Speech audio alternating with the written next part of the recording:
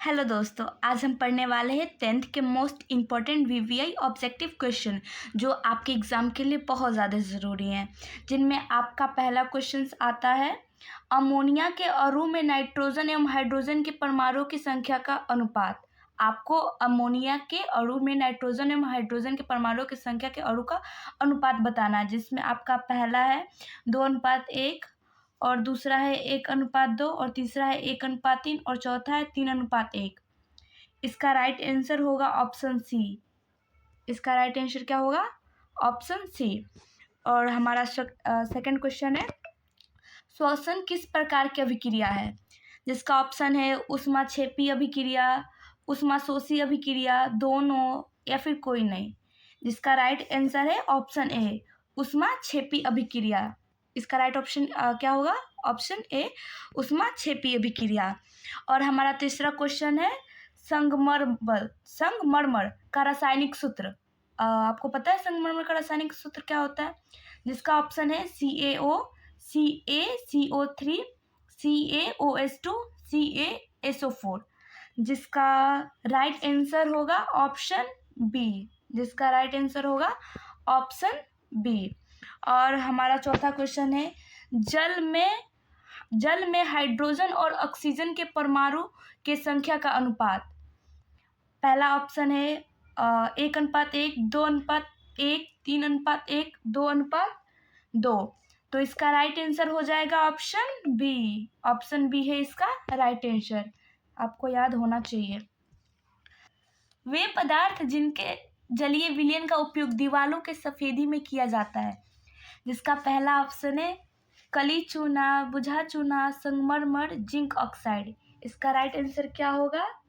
Option A, कली चूना हो जाएगा आपका राइट आंसर। आपको याद होना चाहिए। और आते हैं हमारा छठा क्वेश्चन पे। ये क्या लिखा है? संरक्षण के कारण चांदी के ऊपर कौन सी परत चढ़ जाती है? आपने पढ़ा होगा संरक्षण के कारण चांदी के ऊपर कौन सी रंग की परत चढ़ जाती है। जिसमें हमारा पहला ऑप्शन आता है काला, हरा, नीला, भूरा। इसका राइट आंसर क्या है? काला। काली परत चढ़ जाती है। और हमारा सातवां क्वेश्चन है, दूध से दही बनना कैसा परिवर्तन है? ये मोस्ट वीवीआई क्वेश्चन है, आपको किसी भी हाल में ही पता होना चाहिए। दूध से दही बनने में कौन सा परिवर्तन होता है? जिसमें हमारा पहला ऑप्शन आता है भौतिक परिवर्तन, रासायनिक परिवर्तन, ए तथा बी दोनों, और चौथा है इसमें से कोई नहीं। जिसमें से हमारा राइट आंसर है रासायनिक परिवर्तन। रासायनिक परिवर्तन हो जाएगा आपका राइट आंसर। और आठवां है, प्राकृतिक गैस का दहन किस प्रकार के रासायनिक अभिक्रिया का उदाहरण है? जिसमें हमारा पहला ऑप्शन है ऊष्माशोषी, संयोजन, ऊष्माक्षेपी, कोई नहीं। इसका राइट आंसर क्या है? अगर आप लोगों को पता है तो कमेंट में बताइए, बट मैं बताती हूँ इसका राइट आंसर हो जाएगा ऊष्माक्षेपी, जो आपको याद होना चाहिए, जो आपके एग्जाम के लिए बहुत ज़रूरी है। किसी वस्तु को हवा में जलाने के लिए एक निश्चित निम्नतम ताप की आवश्यकता होती है, जो कहलाती है। जिसका ऑप्शन है ज्वलन ताप, संघनन ताप, दहन ताप, और लास्ट है इसमें से कोई नहीं। इसका राइट आंसर आपको पता है? इसका राइट आंसर है ज्वलन ताप। आपका हो जाएगा राइट आंसर, जो आपको पता होना चाहिए। और आते हैं अपने 10वें क्वेश्चन पे। साग सब्जियों का विघटन होकर कंपोस्ट बनना किस प्रकार की प्रक्रिया है? बहुत ज़्यादा ज़रूरी क्वेश्चन है, जो आपको याद होना चाहिए। जिसका पहला ऑप्शन है ऊष्माक्षेपी, ऊष्माशोषी, विस्थापन, कोई नहीं। इसका राइट आंसर हो जाएगा ऑप्शन ए, ऊष्माक्षेपी।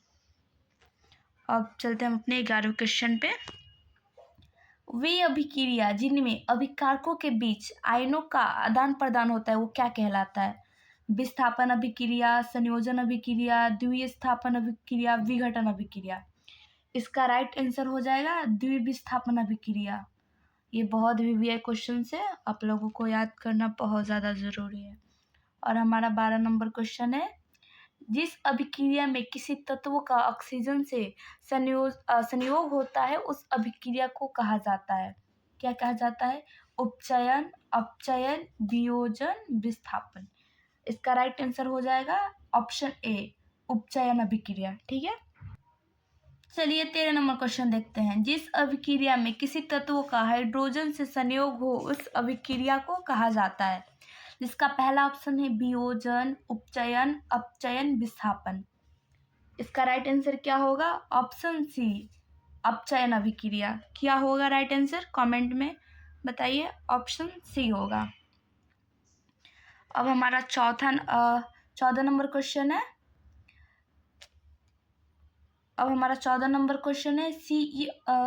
CuSO4 के विलयन में लोहे की कील डालने पर किस धातु का विस्थापन होता है?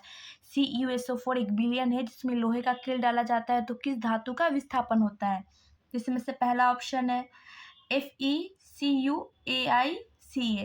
जिसका राइट आंसर क्या होगा? आपको पता है तो बताइए, बट इसका राइट आंसर हो जाएगा Cu इसका राइट आंसर है। अब हमारा 15 नंबर क्वेश्चन है। निम्नलिखित समीकरण है H2 + Cl2 जिसका समीकरण निकला है 2HCl। ये कौन सी अभिक्रिया है? तो ऑप्शन है एक अपघटन अभिक्रिया, एक संयोजन अभिक्रिया, एक द्विविस्थापन अभिक्रिया और एक विस्थापन अभिक्रिया। जिसका राइट आंसर है ऑप्शन बी, आपका हो जाएगा ये संयोजन अभिक्रिया। याद रहे आपका है ये संयोजन अभिक्रिया। और हमारा 16 नंबर प्रश्न है। निम्नलिखित अभिक्रियाओं में अपघटन की अभिक्रिया कौन है? ये सब अभिक्रिया है, ठीक है, और इसमें से बताना है अपघटन की अभिक्रिया कौन है। अब देख लो, जिसका राइट आंसर है ऑप्शन सी। इसका राइट आंसर है ऑप्शन सी, जो कि अपघटन की अभिक्रिया है। और हमारा 17 नंबर क्वेश्चन है।